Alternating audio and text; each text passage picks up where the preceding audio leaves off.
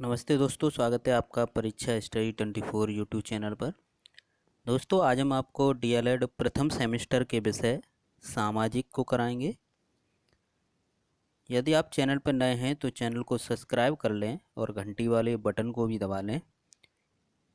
देखते हैं दोस्तों, आज का टॉपिक है महाजनपद काल। जो महाजनपद काल है वह 600 ईसा पूर्व से 400 ईसा पूर्व तक माना जाता है।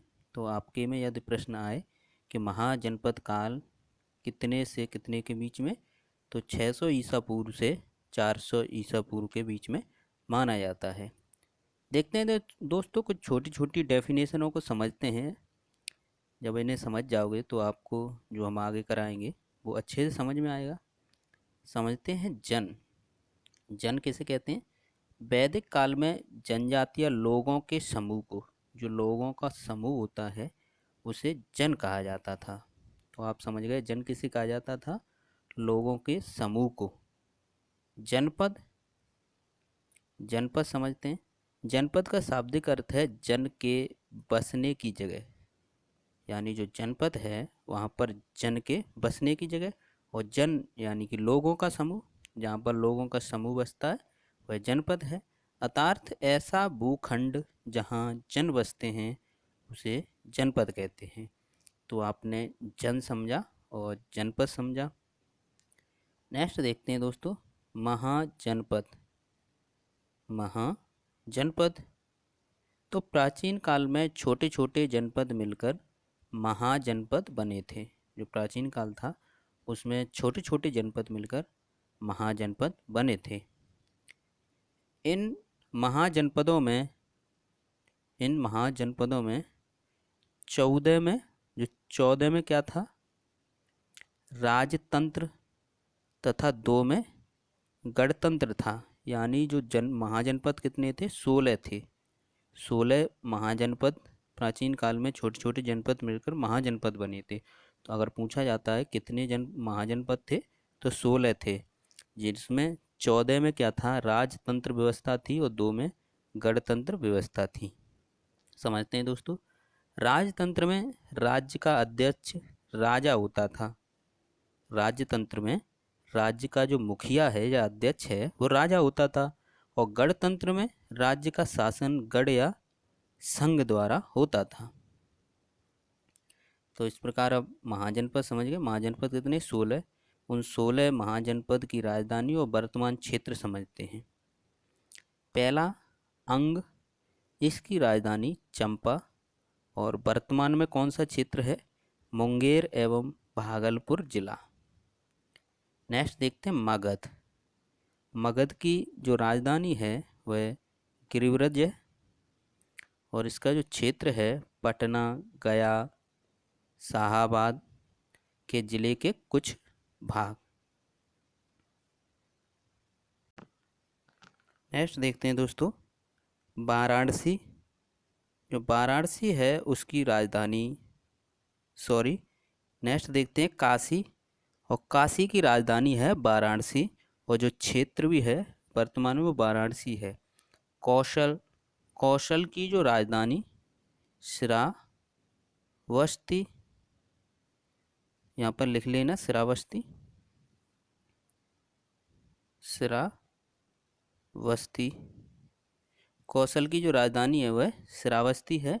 जो वर्तमान में जो क्षेत्र है वह फैजाबाद, गोंडा, बहराइच। वत्स राजधानी कौशाम्बी और वर्तमान में जो क्षेत्र है इलाहाबाद, मिर्ज़ापुर। चेदी, जो इसकी राजधानी है सुक्तिमर्ती, आधुनिक बुंदेलखंड जो वर्तमान क्षेत्र।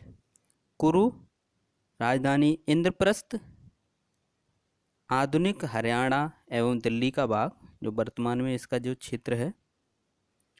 पांचाल, पांचाल इसकी राजधानी अक्षत्र और कापिल जो क्षेत्र है उत्तर प्रदेश के बरेली, बदायूं, फरक्काबाद जिले का क्षेत्र।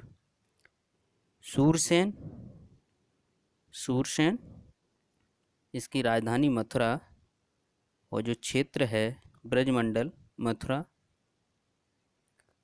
नेक्स्ट देखते हैं मत्स्य। मत्स्य विराटनगरी राजधानी, वर्तमान क्षेत्र अलवर, भरतपुर, जयपुर। अवंती राजधानी उज्जैनी, क्षेत्र आधुनिक मालवा।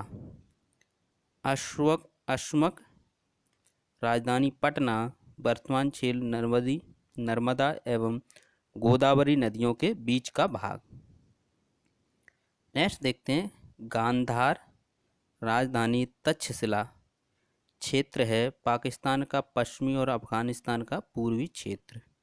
कंबोज राजधानी राजपुर, वर्तमान क्षेत्र है पाकिस्तान का आधुनिक हजारा जिला। नेक्स्ट देखते हैं गणतंत्र, जो दो आपके गणतंत्र क्षेत्र है। भज्ज राजधानी वैशाली, जो इसका वर्तमान क्षेत्र है बिहार के गंगा नदी के उत्तरी या उत्तर का भाग। मल्ल कुशीनगर राजधानी, क्षेत्र है देवरिया, कुशीनगर, बस्ती, गोरखपुर एवं सिद्धार्थनगर का क्षेत्र। तो इस प्रकार आपने 16 जनपद को देखा। नेक्स्ट देखते हैं दोस्तों, इन 16 जनपदों में मगध, कौशल, वत्स एवं अवंती अत्यधिक शक्तिशाली थे, अतः यह प्रमुख महाजनपद कहलाए। इनमें भी मगध और अवंती ज़्यादा महत्वपूर्ण सिद्ध हुए। नेक्स्ट देखते हैं मगध साम्राज्य। मगध साम्राज्य, जब राजा अपने राज्य की सीमा का अत्यधिक विस्तार कर लेते हैं, जब राजा अपने राज्य की सीमा का अत्यधिक विस्तार कर लेते हैं तो उनके राज्य को साम्राज्य कहा जाता है। तो आप साम्राज्य समझ गए। और मगध में क्रमशः 3 राजवंशों का शासन हुआ है, हर्यक वंश, शिशुनाग वंश और नंद वंश। जो हर्यक वंश था वो 544 से 492 ईसा पूर्व तक रहा। शिशुनाग वंश 492 से 344 ईसा पूर्व तक। नंद वंश 344 से 323 ईसा पूर्व तक रहा। तो इस प्रकार जो मगध के जो राजवंश थे वो 3 थे, क्रमशः समझते हैं। जो मुख्य थे वो 3 थे। हर्यक वंश, इनसे प्रश्न पूछा गया है आपके पेपर में।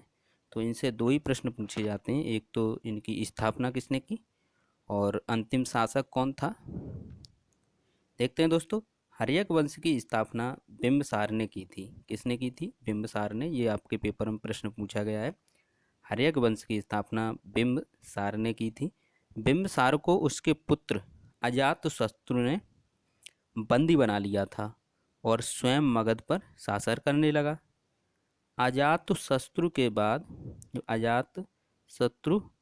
बाद उदयन ने इस राज्य पर शासन किया। तो इस प्रकार बिंबसार था वो हर्यक वंश का, यानी हर्यक वंश की स्थापना की थी। वो उसका पुत्र था, उसने बंदी बना लिया बिंबसार को और उसने राज्य किया। और अजातशत्रु के बाद उदयन ने राज्य किया, किस पर? हर्यक वंश पर। नेक्स्ट देखते हैं शिशुनाग वंश।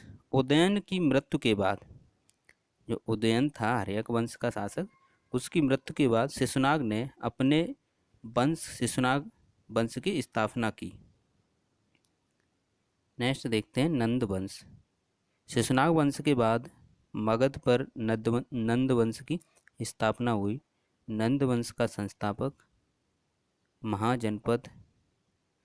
महापद्म नंद, यानी नंद वंश की स्थापना किसने की? महापद्म नंद ने, या जिसे महानंदिन कहा जाता था।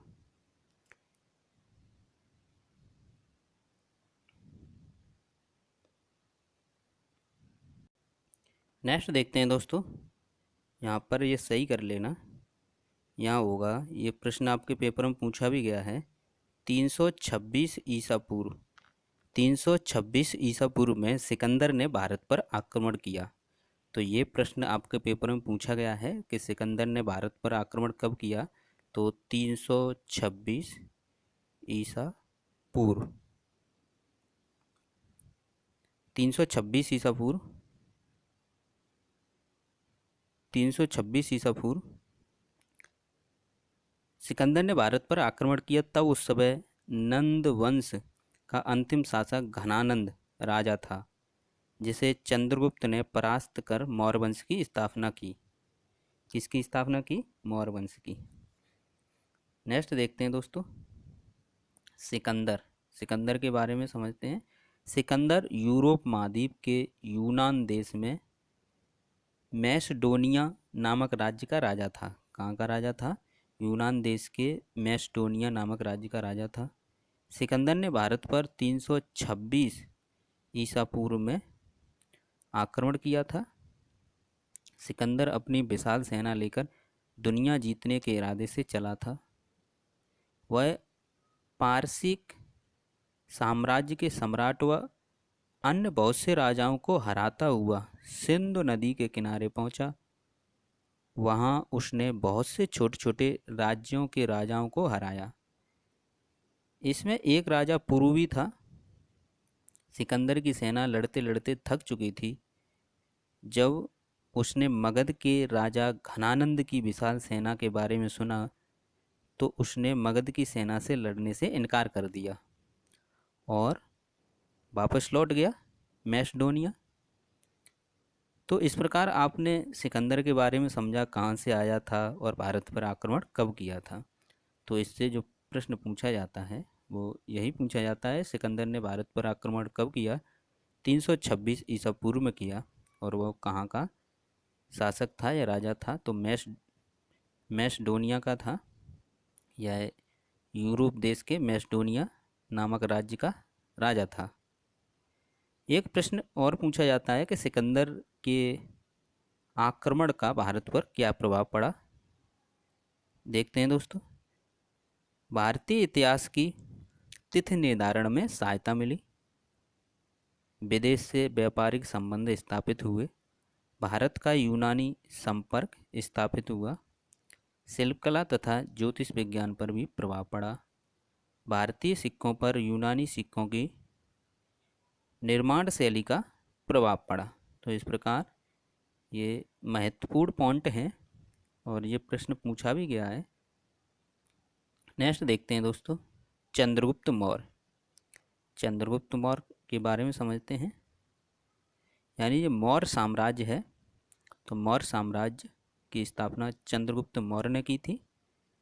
देखते हैं दोस्तों, चंद्रगुप्त ने चाणक्य, चाणक्य को कौटिल्य भी कहते हैं और विष्णुगुप्त भी कहते हैं, चाणक्य की कूटनीति एवं रण कौशल द्वारा नंद वंश के अंतिम शासक घनानंद को पराजित कर 322 ईसा पूर्व में मगध में मौर्य वंश की स्थापना की। किसने की थी? चंद्रगुप्त मौर्य ने। नेक्स्ट देखते हैं दोस्तों, यूनानी सेनापति सेलुकस ने 305 ईसा पूर्व में पश्चिमोत्तर भारत पर आक्रमण किया, जिसे चंद्रगुप्त ने परास्त कर दिया। सेलुकस ने मैगस्थनी नामक राजदूत चंद्रगुप्त के दरबार में भेजा। तो ये इम्पोर्टेंट प्रश्न है कि मैगस्थनीज जो राजदूत था वो किसके दरबार में आया था? चंद्रगुप्त के दरबार में। यूनानी लेखकों ने चंद्रगुप्त के लिए सेंड्रो कोटस नाम का उल्लेख किया है। मैगस्थनीज की जो पुस्तक थी वो इंडिका थी और कौटिल्य, कौटिल्य यानी जैसे चाणक्य भी कहते थे, ने पुस्तक कौन सी लिखी थी? अर्थशास्त्र। जो अर्थशास्त्र पुस्तकों से मौर्यों के विशाल प्रशासन तंत्र की जानकारी मिलती है। यानी इंडिका और अर्थशास्त्र से मौर्य वंश के विशाल प्रशासन तंत्र की जानकारी मिलती है। इंडिका लिखी थी मैगस्थनीज ने और चाणक्य ने लिखी थी अर्थशास्त्र पुस्तक। चाणक्य चंद्रगुप्त मौर्य के प्रधानमंत्री थे। चाणक्य द्वारा लिखित अर्थशास्त्र पुस्तक में तात्कालिक सामाजिक, राजनीतिक तथा आर्थिक स्थितियों का वर्णन है। तो ये प्रश्न भी आपके पेपर में पूछा गया है। मौर्य शासन में न्यायाधीश को राजुक कहते थे। ये भी प्रश्न आपके पेपर में पूछा गया है कि राजुक किसे कहते थे। यानी मौर्य शासन में न्यायाधीश को राजुक कहते थे। चंद्रगुप्त ने भद्रबाहु से जैन धर्म की दीक्षा ली थी। चंद्रगुप्त की मृत्यु 298 ईसा पूर्व में श्रवण बेलगोला में हुई। चंद्रगुप्त की मृत्यु के बाद उसका बेटा बिंदुसार गद्दी पर बैठा। कौन बैठा? बिंदुसार। मौर्य प्रशासन, जो मौर्य प्रशासन था उसे समझते हैं। राज्य के अच्छे प्रशासन के लिए, राज्य के अच्छे प्रशासन के लिए 3 स्तरों की शासन व्यवस्था थी। कौन कौन सी? प्रांत, जनपद और गांव। जनपद में राज्यपाल जो मुखिया होता था, प्रांत में राज्यपाल मुखिया होता था, जनपद में स्थानिक और गांव में ग्रामिक। इनके जो देख रेख थी वो क्या थी? प्रांतीय, यानी प्रांत के मुखिया की प्रांतीय शासन व्यवस्था को देखना राज्यपाल का काम था। स्थानिक का क्या काम था? स्थानीय शासन व्यवस्था देखना। और ग्रामिक का क्या काम था? गांव की समस्याओं को ग्रामिक द्वारा ग्राम सभा की सहायता से हल किया जाता था। साम्राज्य, साम्राज्य राजा और मंत्रिपरिषद के हाथों में था। तो राजा का क्या कार्य था? आंतरिक एवं बाहरी आक्रमण से बचाना, और मंत्रिपरिषद राजा को सलाह देते थे। अब समझते हैं बिंदुसार। तो चंद्रगुप्त मौर्य का उत्तराधिकारी उसका बेटा बिंदुसार 298 ईसा पूर्व पर मगध की गद्दी पर बैठा। इसे अमित्र घात के नाम से भी जाना जाता था। अमित्र घात का अर्थ होता है शत्रु विनाशक। स्टेबो के अनुसार सीरिया नरेश एंटियोकस ने बिंदुसार के दरबार में डाइमेकस नामक राजदूत भेजा था। कौन सा? डाइमेकस नामक राजदूत भेजा था। बिंदुसार के बाद उसका बेटा अशोक मगध की गद्दी पर बैठा। कौन बैठा? अशोक। देखते हैं दोस्तों अशोक के बारे में। अशोक से भी प्रश्न पूछे गए हैं आपके पेपर में कि बिंदुसार के बाद उसका बेटा अशोक मगध की गद्दी पर बैठा। यह 269 ईसा पूर्व में गद्दी पर बैठा। राजगद्दी पर बैठने के समय अशोक अवंती का राज्यपाल था। कहाँ का राज्यपाल था अशोक? अवंती का। चंद्रगुप्त मौर्य ने जो साम्राज्य स्थापित किया था उसमें से कलिंग स्वतंत्र हो गया था। अतः उत्तराधिकार प्राप्त करने के बाद अशोक के सामने बड़ी चुनौती थी। सबसे बड़ी चुनौती क्या थी? कलिंग को हासिल करना या कलिंग पर विजय करना। अशोक ने कलिंग को युद्ध में जीत लिया, लेकिन युद्ध में कलिंग की भीषण सेना मारी गई। अत्यधिक रक्तपात हुआ। इसे देख अशोक ने भविष्य में कोई युद्ध न लड़ने का निर्णय लिया। इस युद्ध के बाद अशोक ने बौद्ध धर्म अपना लिया था। भारत में शिलालेख का सबसे पहले प्रचलन अशोक ने किया। किसने किया? सबसे पहले अशोक ने। अशोक द्वारा शिलालेख में ब्राह्मी, खरोष्ठी, ग्रीक एवं अरमाइक लिपि का प्रयोग किया गया था। अशोक ने बौद्ध धर्म के प्रचार के लिए अपने पुत्र महेंद्र और पुत्री संघमित्रा को श्रीलंका भेजा। तो यानी कि उनके पुत्र महेंद्र थे और पुत्री संघमित्रा थी। अशोक के शिलालेखों की संख्या 14 है। अशोक के लुम्बिनी से प्राप्त अभिलेख में अशोक ने भूमि राजस्व का 1/8 भाग की घोषणा की थी। तो ये आपका पेपर में पूछा भी गया है। 1/8 भाग, यानी अशोक के लुम्बिनी से प्राप्त अभिलेख में अशोक ने भू राजस्व का 1/8 भाग की घोषणा की थी। सांची का स्तूप है जो, वो मध्य प्रदेश में है। ये भी आपके पेपर में पूछा गया है। सांची का स्तूप कहाँ है? मध्य प्रदेश में है। नेक्स्ट देखते हैं दोस्तों, अशोक का सबसे लंबा अभिलेख 7वां है और अशोक का सबसे छोटा स्तंभ लेख रुमिदेई है। मौर्य वंश का अंतिम शासक कौन था? बृहद्रथ था। इसकी हत्या इसके सेनापति पुष्यमित्र शुंग ने की थी। 185 ईसा पूर्व में कर दी थी और मगध पर शुंग वंश की नींव डाली। नेक्स्ट देखते हैं दोस्तों, मौर्य साम्राज्य के जो पतन के क्या कारण थे। ये प्रश्न भी आपके पेपर में पूछा गया है। तो मौर्य साम्राज्य का विभाजन, कमजोर उत्तराधिकारी, अशोक का अहिंसा की नीति को अपनाना यानी कभी युद्ध न करना, ये अशोक ने निर्णय लिया था कलिंग युद्ध के बाद।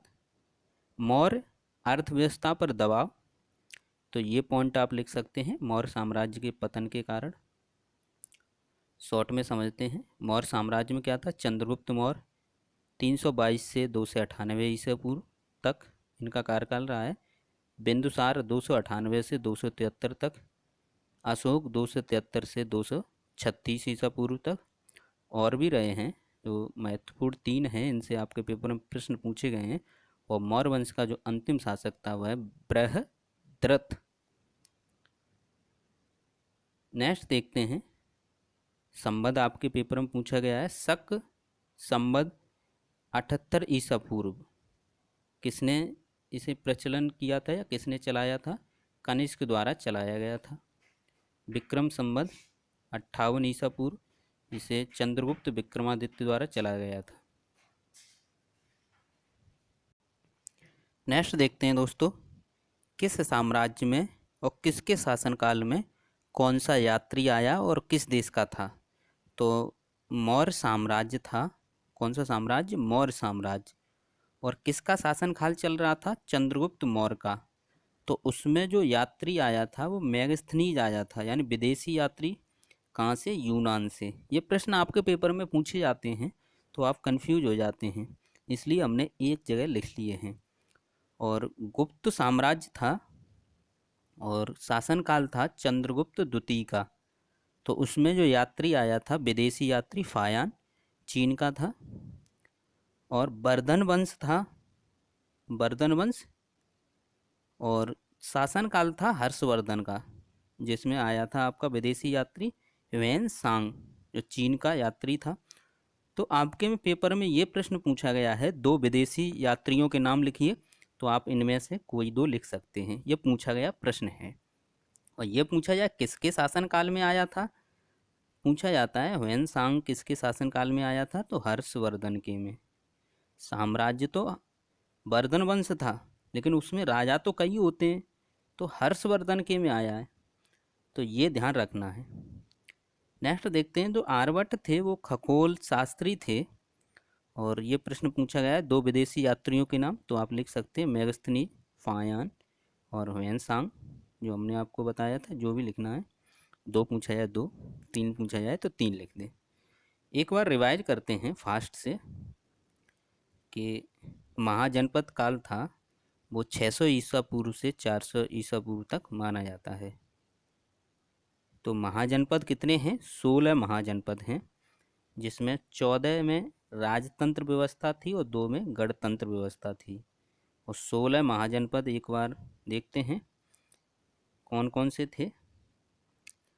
अंग, मगध, काशी, कौशल, वत्स, चेद, कुरु, पांचाल, सूरसेन, मत्स्य, अवंती, अस्मक, गांधार, कंबोज।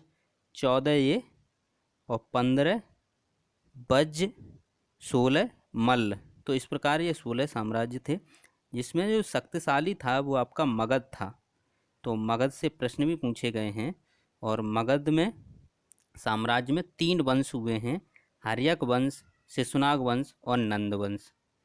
तो इनके बारे में जो मेन पॉइंट क्या है, हर्यक वंश की स्थापना बिंबसार ने की थी। हर्यक वंश की स्थापना किसने की थी? बिंबसार ने की थी। और शिशुनाग वंश की स्थापना किसने की थी? शिशुनाग ने की थी। और आपका नंद वंश की स्थापना आपके महापदम नंद ने की थी, नंद वंश की स्थापना। तो इनसे प्रश्न पूछे गए हैं। और आपका सिकंदर से प्रश्न पूछे जाते हैं। सिकंदर क्या था? मैस्डोनिया नामक राज्य का राजा था, यूनान देश के मैस्डोनिया नामक राज्य का राजा था। और भारत पर आक्रमण 326 ईसा पूर्व में किया था। सिकंदर के आक्रमण का भारत पर क्या प्रभाव पड़ा? तो भारतीय इतिहास की तिथि निर्धारण में सहायता मिली, विदेशों से व्यापारिक संबंध स्थापित हुए, भारत का यूनानी संपर्क स्थापित हुआ, शिल्प कला तथा ज्योतिष विज्ञान का प्रभाव पड़ा, भारतीय सिक्कों पर यूनानी सिक्कों की निर्माण शैली का प्रभाव पड़ा। मौर्य साम्राज्य देखते हैं। चंद्रगुप्त मौर्य,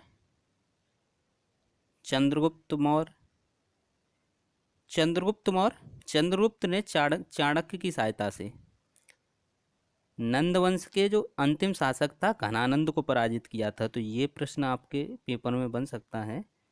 और गद्दी पर वह 322 ईसा पूर्व में बैठा। तो मौर्य वंश की स्थापना किसने की? चंद्रगुप्त मौर्य ने। नेक्स्ट देखते हैं दोस्तों, मेगस्थनीज ने जो पुस्तक लिखी थी वो इंडिका लिखी थी, और चाणक्य ने अर्थशास्त्र। इन दोनों ही पुस्तक में मौर्य वंश के प्रशासन तंत्र की जानकारी मिलती है। और जो चाणक्य द्वारा लिखित पुस्तक है अर्थशास्त्र, उसमें तात्कालिक यानी उस समय के सामाजिक, राजनीतिक तथा आर्थिक स्थिति का वर्णन मिलता है। मौर्य शासन में न्यायाधीश को राजुक कहते थे। क्या कहते थे? राजुक कहते थे। और चंद्रगुप्त ने भद्रबाहु, जैन धर्म के जो गुरु थे भद्रबाहु, उनसे दीक्षा ली थी। और इनकी मृत्यु 298 ईसा पूर्व में श्रवण बेलगोला में हुई थी। और उन चंद्रगुप्त की मृत्यु के बाद उनका जो बेटा था बिंबिसार गद्दी पर बैठा। तो बिंबिसार के बारे में देखते हैं। बिंदुसार के बारे में देखते हैं। जो बिंदुसार था वो चंद्रगुप्त मौर्य का बेटा था। 298 ईसा पूर्व में मगधी गद्दी पर बैठा। इसे अमित्र घात के नाम से भी जाना जाता था। जो अमित्र घात का अर्थ था शत्रु विनाशक। इसके बाद अशोक गद्दी पर बैठते हैं। अशोक बिंदुसार का बेटा था और मगध की गद्दी पर वह 269 ईसा पूर्व पर मगधी गद्दी पर बैठा। राजगद्दी पर बैठने के समय जो अशोक था वह कहाँ का राज्यपाल था? अवंती का। तो ये प्रश्न इम्पोर्टेंट है। रिवाइज हम इम्पोर्टेंट ही करा रहे हैं, क्या प्रश्न बन सकते हैं। इसके बाद क्या हुआ? कलिंग युद्ध हुआ। कलिंग युद्ध में क्या था? भीषण सेना मारी गई कलिंग के राजा की। तो यह रक्तपात देखकर अशोक ने क्या किया? आजीवन युद्ध न लड़ने की प्रतिज्ञा ली। शिलालेखों का प्रचलन भारत में अशोक ने ही किया था। अशोक के शिलालेखों की संख्या 14 है। अशोक के लुम्बिनी से प्राप्त अभिलेख में अशोक ने भू राजस्व का 1/8 भाग की घोषणा की थी। सांची का स्तूप मध्य प्रदेश में है। सांची का स्तूप कहाँ है? मध्य प्रदेश में है। अशोक का सबसे लंबा अभिलेख 7वां है। अशोक का सबसे छोटा स्तंभ लेख रुमिदेई है। रुमिदेई है। मौर्य वंश का अंतिम जो शासक था वह बृहद्रथ था।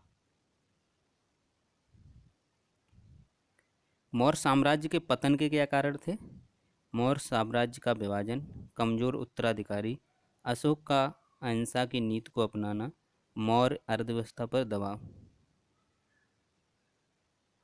तो इस प्रकार जो मौर्य साम्राज्य था उसमें 3 महत्वपूर्ण राजाओं के बारे में आपके पेपर में प्रश्न पूछे गए। चंद्रगुप्त मौर्य, बिंदुसार, अशोक। अंतिम कौन था? बृहद्रथ था। शक संबंध 78 ईसा पूर्व कनिष्क ने चलाया था। और विक्रम संबंध 58 ईसा पूर्व में आपका चंद्रगुप्त विक्रमादित्य ने चलाया था। मौर्य साम्राज्य यानी किसके साम्राज्य में? मौर्य साम्राज्य में। और शासनकाल था चंद्रगुप्त मौर्य का। तो विदेशी यात्री मेगस्थनीज जो यूनान देश का था आया था। गुप्त साम्राज्य था। और चंद्रगुप्त द्वितीय का शासनकाल था। फायान आया था या चीन का यात्री था, विदेशी यात्री। वर्धन वंश था। हर्षवर्धन का कार्यकाल था शासन। और इसमें जो विदेशी यात्री आया था वह वेन सांग आया था। आर्यभट्ट खगोल शास्त्री थे। आर्यभट्ट कौन थे? खगोल शास्त्री थे। तो इस प्रकार हमने आपको ये टॉपिक कराया और रिवाइज भी कराया। और ये भी बताया कौन से प्रश्न और किस प्रकार से प्रश्न आपके पेपर में पूछे जाते हैं। जब हम पेपर हल करा रहे हैं आपके, तो आपने देखा होगा, उन्हें एक बार देखिए। जो हमने सिलेबस कंप्लीट करा दिए हैं उनके हम पेपर करा रहे हैं, तो उन पेपर को मैच कीजिए कि सिलेबस में हैं कि नहीं। तो इसका मतलब ये है कि हम सही पढ़ा रहे हैं। क्योंकि आपके एग्ज़ाम में एग्जामिनर प्रश्न कहाँ से बनाएगा? सिलेबस से। सिलेबस से बाहर तो बनाएगा नहीं। तो हमारा मकसद ये रहता है आपको सिलेबस करा दिया जाए, वो भी 10 से 12 वीडियो में पॉइंट टू पॉइंट पढ़ाया जाए। पॉइंट टू पॉइंट पढ़ाने का कारण ये है कि आपके प्रथम सेमेस्टर में पहले दिन 2 पेपर होंगे, दूसरे दिन 3 पेपर होंगे, तीसरे दिन आपके 3 पेपर होंगे। इस प्रकार 8 पेपर आपके 3 दिन में लगातार होंगे। तो यदि आपने point two point syllabus cover किया है तभी आप सभी प्रश्न कर सकते हो, नहीं तो सभी प्रश्न नहीं कर सकते हो। वीडियो को शेयर कीजिए और लाइक ज़रूर किया करें। कल हमने आपको दिखाया था उस वीडियो में कि 70% जो छात्र हैं वो क्या है, चैनल को सब्सक्राइब नहीं करते हैं। केवल हमारी वीडियो देखने वालों में 30% छात्रों ने ही सब्सक्राइब कर रखा है। वीडियो तो देखते हैं लेकिन चैनल सब्सक्राइब नहीं करते हैं। तो चैनल अभी सब्सक्राइब कर लें। जो वीडियो देख रहे हैं, जिन्होंने अभी तक चैनल सब्सक्राइब नहीं किया है, जिनके में सब्सक्राइब रेड लिख के आ रहा है, तो इसका मतलब ये है उन्होंने चैनल सब्सक्राइब नहीं किया है। तो सब्सक्राइब कर लें। थैंक यू दोस्तों।